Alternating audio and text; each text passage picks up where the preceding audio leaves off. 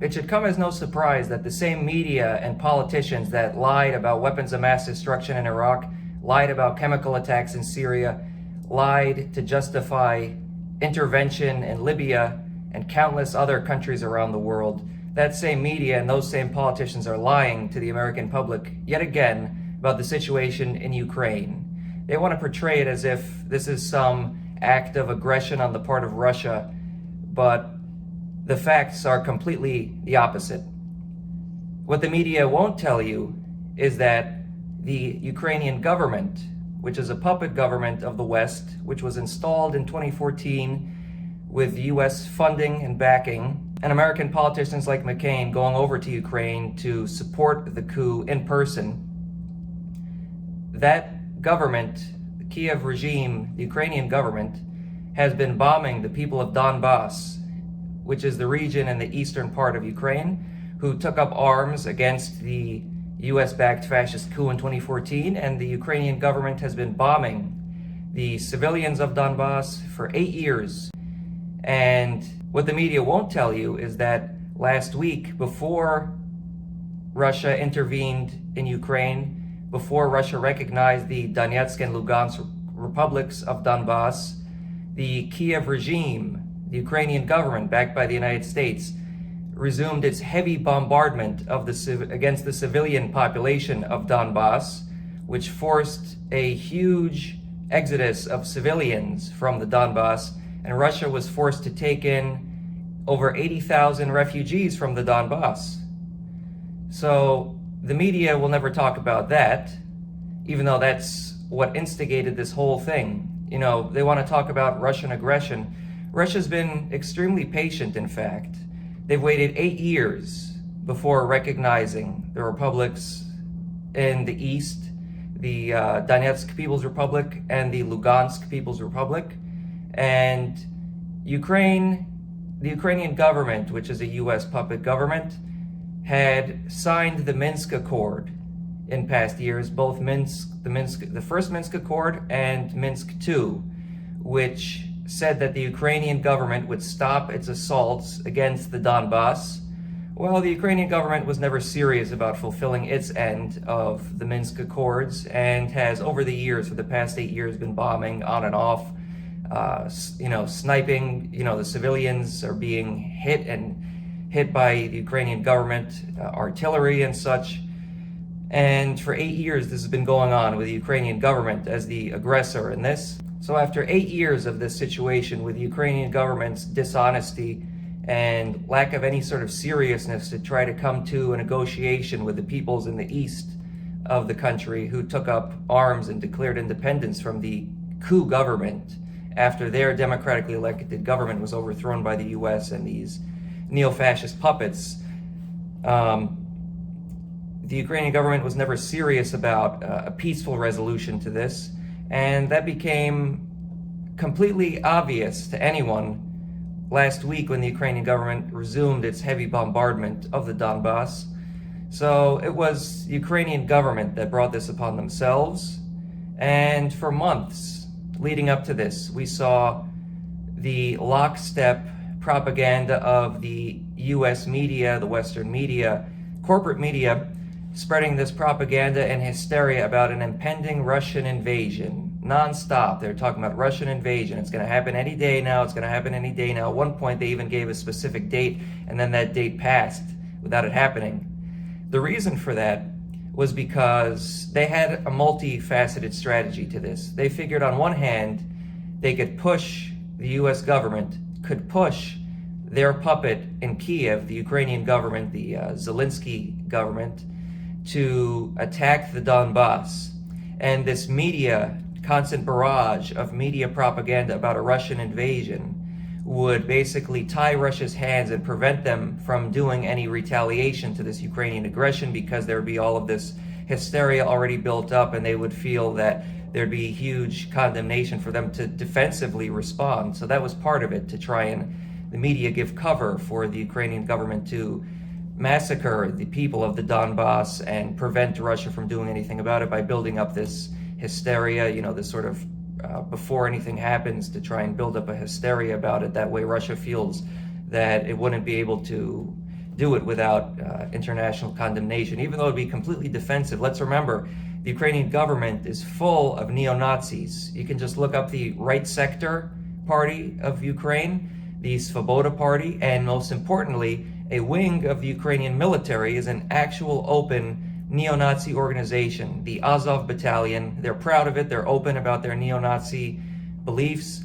Their symbol is the wolf's angle, which was used by the SS, and the black sun as well, which is another Nazi symbol. They often even used, you could find photographs of them with swastika flags, SS, all these different Nazi symbolism. They're completely, openly, proudly neo-Nazi organization, and they're officially a wing of the Ukrainian National Guard.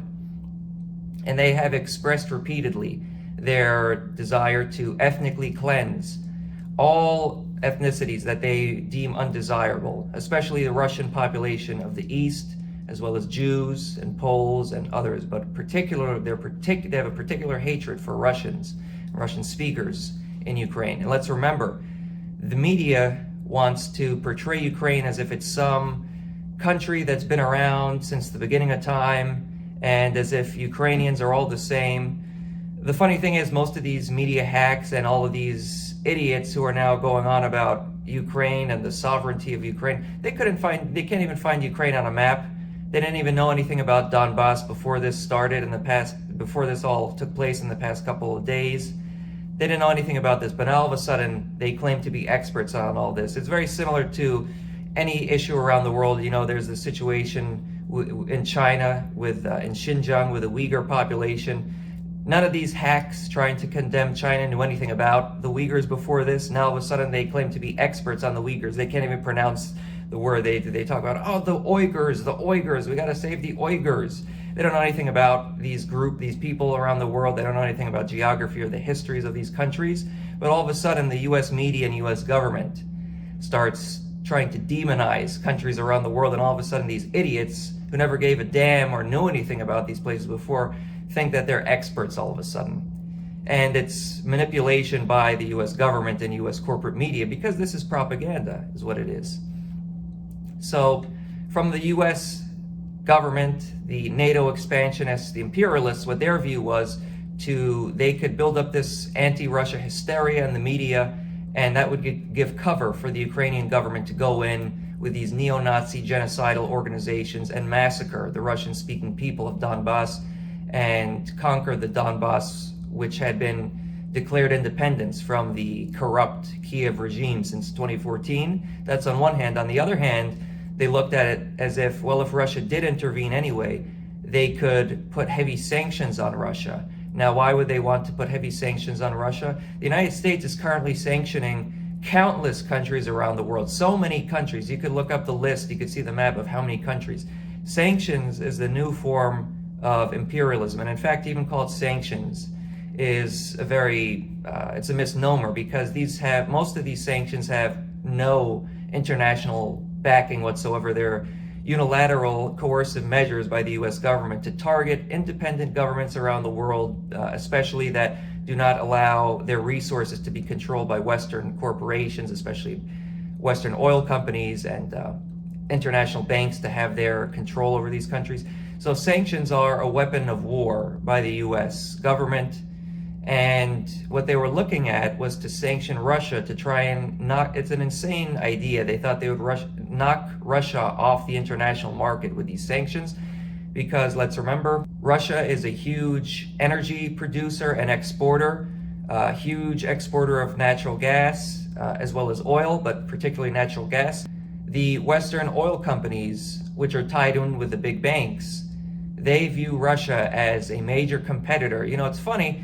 During the Cold War, the propaganda against Russia was that, oh, they're communists, they don't allow free trade and all this stuff. Well, Russia has not been socialist. It hasn't been the Soviet Union for about 30 years now. The Cold War has been over. Soviet Union's been gone for about 30 years. So what's their reason for this insane hatred for Russia now? Well, it's because they view Russia and Russia selling its resources around the world as a competitor to them. And these Western oil companies that are tied in with the big banks, they control our government. They control the Democrats and the Republicans. They control the media. They control the system. And they look at it as though every amount of fuel that Russia sells to a country is money and profits that they, the Western oil companies, are not making. So every amount of fuel that Russia sells, they view it as profits that they are losing because they want to have control of the market. They're monopolists. They want to make as much profits as possible. And it's funny because the whole idea of free trade, the propaganda against the Soviet Union during the Cold War is that, oh, they're communists, they're socialists, they don't allow free trade. Well, now Russia is trying to trade around the world. These various countries are trying to trade around the world, and it's the United States that is trying to prevent trade. These sanctions, sanctioning so many countries around the world, it's not only to target the local country, but it's also to target and impoverish the region because it prevents these countries, neighboring countries, from trading with their neighbors that they had long traded with. The situation with Syria and Lebanon is a perfect example of that. The sanctions ostensibly target Syria, but by effect, they destroy the Lebanese economy, they weaken the Iraqi economy, they weaken the economies of the entire region. And that's the strategy of imperialism, to keep the world poor so that the Western corporations can keep their monopoly. And that's what they're trying to do with Russia. Russia has outsmarted them, though. Russia realized what the strategy was. They held off on recognition of the Donbass. They didn't invade Ukraine for 8 years, which shows the patience on the part of Russia. You know, through that whole 8 years, the Ukrainian government was massacring the people of the Donbass. 14,000 people were killed over the last 8 years with full US backing. So this has been going on for 8 years, and finally Russia is intervening, and Russia has outsmarted the United States in this. The United States thought they'd get away with this situation with the Ukrainian government killing the people of Donbass, and that they'd be able to sanction Russia and all this stuff, or frighten Russia from doing anything about it.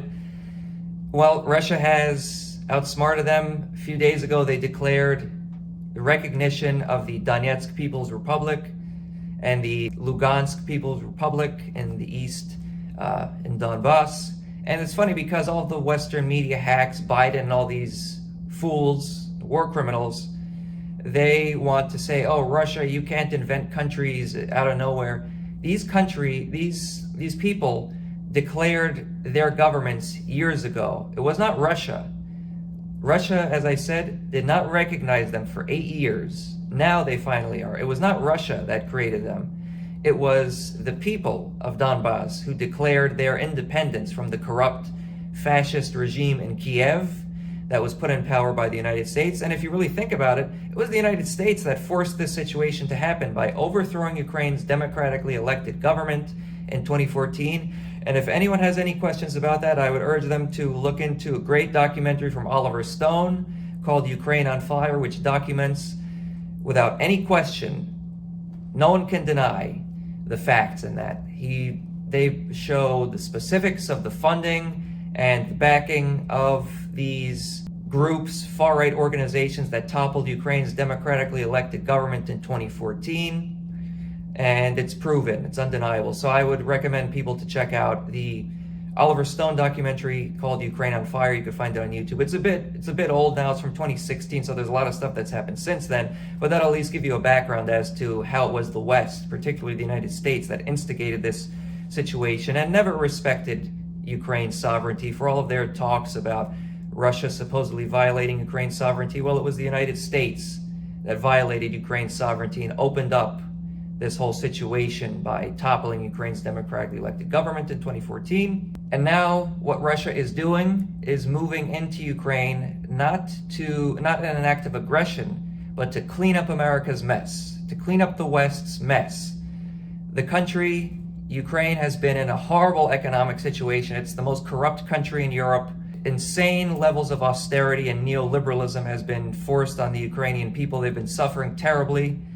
And it's been a terrible mess created by global capitalism, Western imperialism, and now Russia's moving in to clean up America's mess. Just like in Syria, the United States likes to point the finger when someone else does something to fix the horrible mess that the US and the West creates. In Syria, the United States backed Al-Qaeda and ISIS and other terrorists to topple the popular, patriotic government of Syria led by Bashar al-Assad. And in a leaked phone call or leaked audio from John Kerry, he admitted that Russia's intervention into Syria was based on the fact that if they had not intervened when they did, if Russia had not moved in when they did, Damascus, the capital of Syria, would have fallen to ISIS. That's John Kerry that admitted that in a leaked audio. So these situations, just like in Syria, Russia moved in to support the Syrians to clean up the mess that the United States created. So in Ukraine, Russia has moved in to clean up the mess that the United States and the West created. And Russia has declared its intention to denazify Ukraine and demilitarize Ukraine. Ukraine has been, since 2014, full of these terrible neo-Nazi organizations such as the Azov Battalion, Right Sector, Svoboda Party, and many other far-right, ultra-nationalist, supremacist, and neo-Nazi organizations. And these organizations do not represent the Ukrainian people. The majority of Ukrainians want nothing to do with these organizations. But unfortunately, these organizations have a tremendous amount of power in the country, and they've been running the show. Even, if some people want to say that, oh, Ukraine isn't a fascist government. Well, it's true that not everyone in the Ukrainian government is a neo-Nazi. Zelensky, for example, is not. But those who are not neo-Nazis in the Ukrainian government know that if they step out of line or do something to upset the far-right neo-Nazis in Ukraine, they will be in trouble. They could be killed. These neo-Nazis are armed. The Azov Battalion is a military wing, an extreme, dangerous threat to the people of Ukraine, to the people of Donbass. And so these far-right, ultra-nationalist Ukrainian organizations, they were really calling the show in Ukraine over these years. And even the politicians that were not necessarily Nazis or ultra-nationalists, they knew that they had to toe the line of the far-right of Ukraine, because if they didn't, they could be in serious trouble and be attacked by these, and even killed possibly by these far-right Ukrainian organizations. So Russia has declared that they will denazify Ukraine, just like in World War II. Let's remember, it was the Soviets that defeated the Nazis in World War II. The role of the United States, France, and Britain, it was good that they were allied with the Soviets, but let's not allow this historical revisionism to downplay the role of the Soviets in World War II. It was the Soviets that were the primary force. And that was admitted by Churchill, who hated Stalin and hated the Soviet system. That was admitted by de Gaulle, Charles de Gaulle of France, and that was stated by President Franklin Delano Roosevelt of the United States.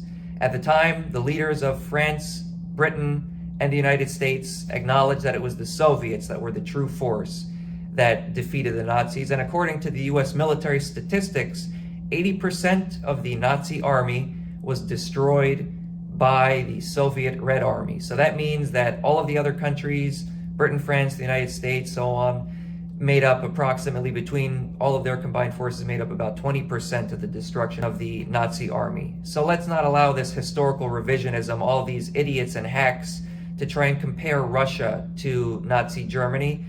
That clown Nancy Pelosi, who is extremely corrupt, gets money from just about every single industry you could think of. She's trying to compare Putin to Hitler. All of these other idiots in the media, people supposedly on the left, are trying to compare Putin to Hitler. That's extremely offensive to the memory of the 28 million Soviets who died to defeat Nazi Germany. Russia now is doing the opposite of what Hitler did. They're fighting against Nazis. They're fighting against Ukrainian ultranationalists who fly the swastika. So if anyone wants to compare Putin to Hitler, they have it completely backwards. The United States is supporting Nazis in Ukraine. And it's funny because all these liberals that like to call anyone that they disagree with a Nazi, they went for the whole Trump presidency, calling Trump a Nazi and his supporters Nazis. They supposedly hate Nazis. They're terrified of Nazis with tiki torches and stuff. We have to censor all of the social media and everything because of Nazis in the United States. Well, actual Nazis who have a direct lineage to Nazi collaborators in Ukraine right now that fly Nazi flags and use Nazi symbols, SS symbols, as their official symbols, are being supported by these liberals and by the US government and the US media. So it's complete hypocrisy from these idiots that want to, make all this nonsense about, we have to censor social media because of Nazis and so on. They're supporting actual Nazis who are actually killing people and actually armed with guns and tanks and missiles in Ukraine, given to them by the United States, by the way. And so at this point, despite all the billions of dollars given to the Ukrainian government by the United States, the Ukrainian military is collapsing. Within a few hours of the Russian operation in Ukraine, the Ukrainian Air Force was completely suppressed. The Ukrainian soldiers are laying down their arms en masse. And as Americans, we should be very angry at our government, because our government has been spending our tax dollars, sending billions of our tax dollars to the corrupt Ukrainian government.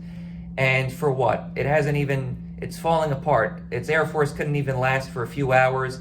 That's our tax dollars that were being wasted on Ukraine. And let's remember, this money wasn't just wasted.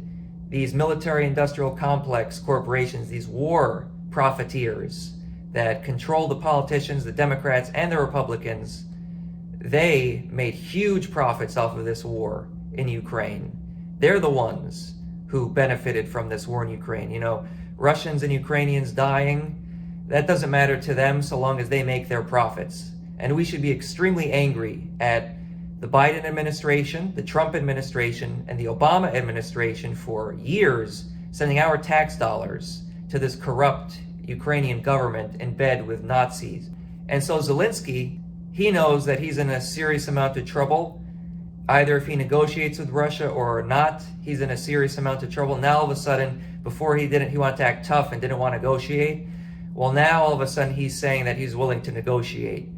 And this whole situation, his predecessor, Poroshenko, is in serious trouble, who was the previous far-right leader of Ukraine.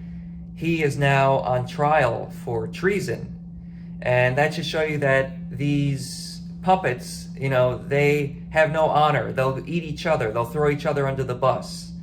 And there's a very good quote from Henry Kissinger, who should know very well about US imperialism and interventions and CIA coups around the world. Henry Kissinger said that it's dangerous to be an enemy of the United States, but it's fatal to be an ally of the United States. And that's what we're seeing right now in Ukraine.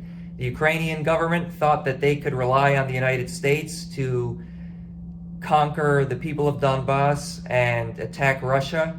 Well, all of the promises, all of the bluster of the United States has proved fatal to the corrupt Ukrainian government. And now everything that they have done against the Ukrainian people and the Russian-speaking people of the country is coming back to bite them.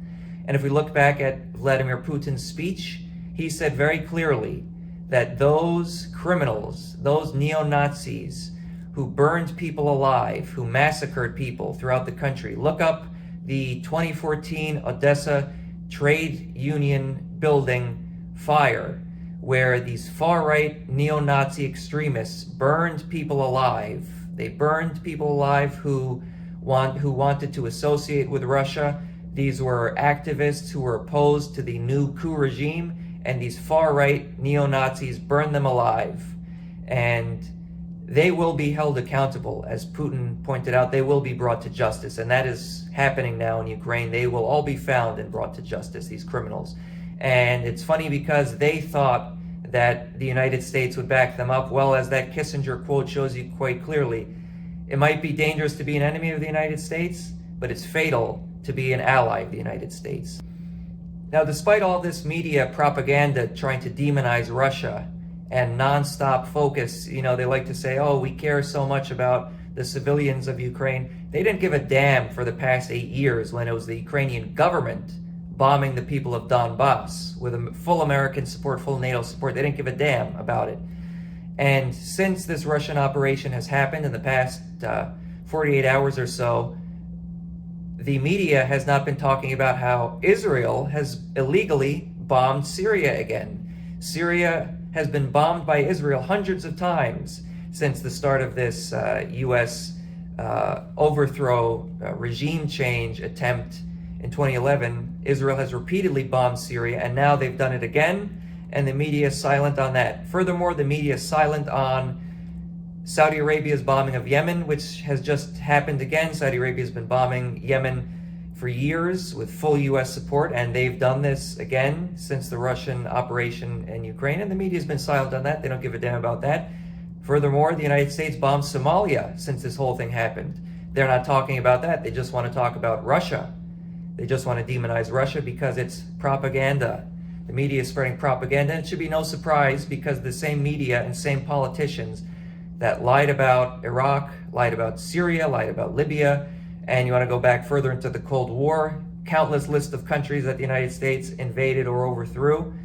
The media and these politicians, it's the same ones. Joe Biden, he has been a war hawk his entire life, huge proponent for the invasion of Iraq, huge proponent for bombing Serbia, huge proponent for intervening in Libya and Syria.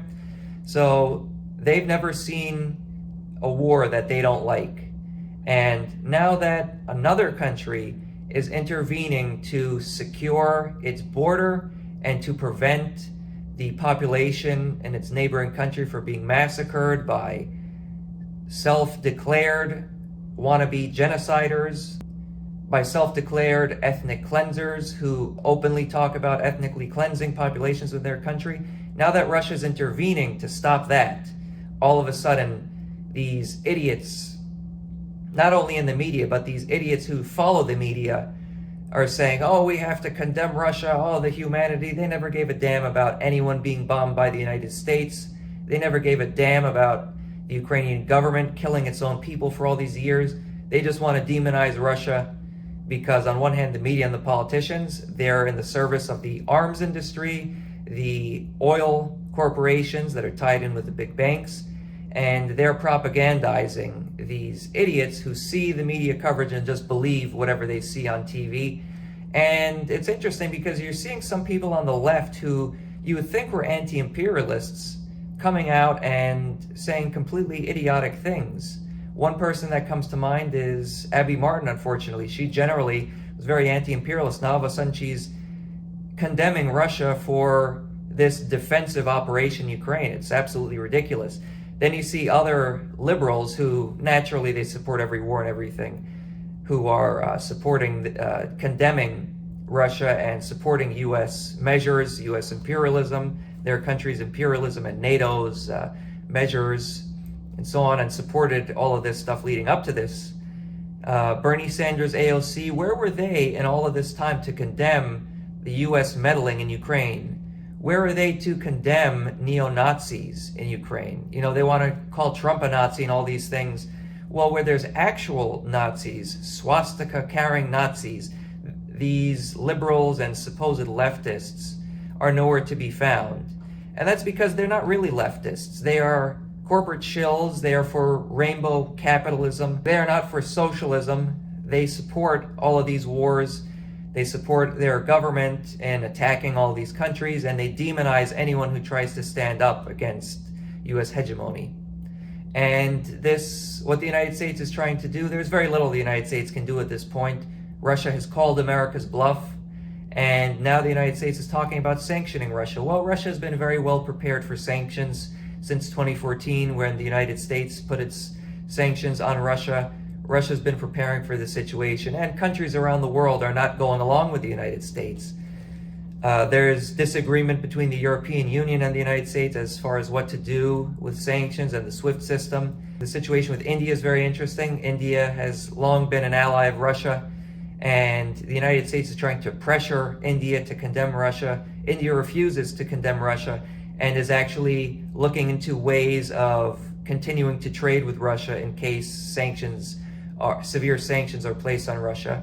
China is also, so between China and India not towing the American line, that's half of the planet on Russia's side, or at the very least opposing the US measures against Russia. So this move by Russia into Ukraine, it demonstrates the decline of Western hegemony around the world, US hegemony around the world. The same countries that colonize the entire planet want to act like they're the civilized democratic forces. Well, the people of the world, the people of the third world, the people of the East, Russia, the people of the South, they have stood up. They are standing up more and more against US hegemony around the world, and there's not a whole lot the United States can do about it. For all their bluster, all their hot air, there's very little that they can do about this, and this is a very good thing for the world. In fact, it's very good for the people of Ukraine, it's very good for the people of Russia, it's very good for the people of the world, because now, as far as the people of Ukraine, the nightmare of all the corruption, all of the killing, all of the neo-Nazis running rampant throughout the country, all of that is coming to an end. For Russia, it's a great thing because this threat of NATO being at their doorstep has been neutralized. Now, NATO is still in Europe and all these other countries nearby, but at least in Ukraine, the threat of NATO expansionism in Ukraine has been neutralized for now. NATO is not a defensive organization. NATO was founded before the Warsaw Pact was founded. The Warsaw Pact was founded in response to NATO. You had many Nazis joining NATO. One of the heads of NATO was a Nazi. You can look that up in the 60s, I believe. And NATO, there is no justification for NATO now. There never was justification before, but especially now. The Soviet Union's been gone for 30 years. The justification for NATO was supposedly to stop the Soviet Union. Well, for 30 years, the Soviet Union's been gone. The Warsaw Pact has been gone. Russia has dismantled, the Soviet Union dismantled the Warsaw Pact, pulled its forces out of Central Europe and Eastern Europe. But NATO has done the opposite. NATO has expanded towards Russia's borders nonstop since then. And Russia has finally stood up against it and showed that NATO cannot do this. And furthermore, NATO bombed and destroyed Libya. NATO bombed and destroyed Yugoslavia. NATO has been bombing and destroying Afghanistan. You know, it's funny, these idiots who want to talk about Russia and all this stuff, they want to pretend and forget about the whole disastrous thing that the United States did in Afghanistan just recently. It was a complete disaster. And for what? 20 years in Afghanistan for what? And now the United States thinks that it has credibility or some kind of moral high ground to condemn anyone else around the world. It's absolutely insane. And any idiot, anyone who buys into what the Western media is saying is an absolute idiot, I'm sorry to say, and has to have ignored anything going on in the world in the past 30 years because it's the United States that has been the aggressor around the world. What has Russia done? They intervened within a neighboring country to protect the civilian population. And something else the media will not tell you is that the people of Donbass fully support Russia. In fact, they've been wanting Russia to do this for years. They've been pleading with Russia to intervene for years. And the people of Donbass have nothing in common with NATO, have nothing in common with these Ukrainian Nazis. They've been fighting against them, and the Western media wants to make these people invisible, just like the Western media tries to erase the people of Venezuela, the majority of whom support their government. They want to erase the people of Syria, the majority of whom support their government. And they just want to put a false narrative to make it seem as though the population is somehow against the adversaries of the United States. No, the people want nothing to do with US imperialism because they know the destruction that US imperialism has brought around the world.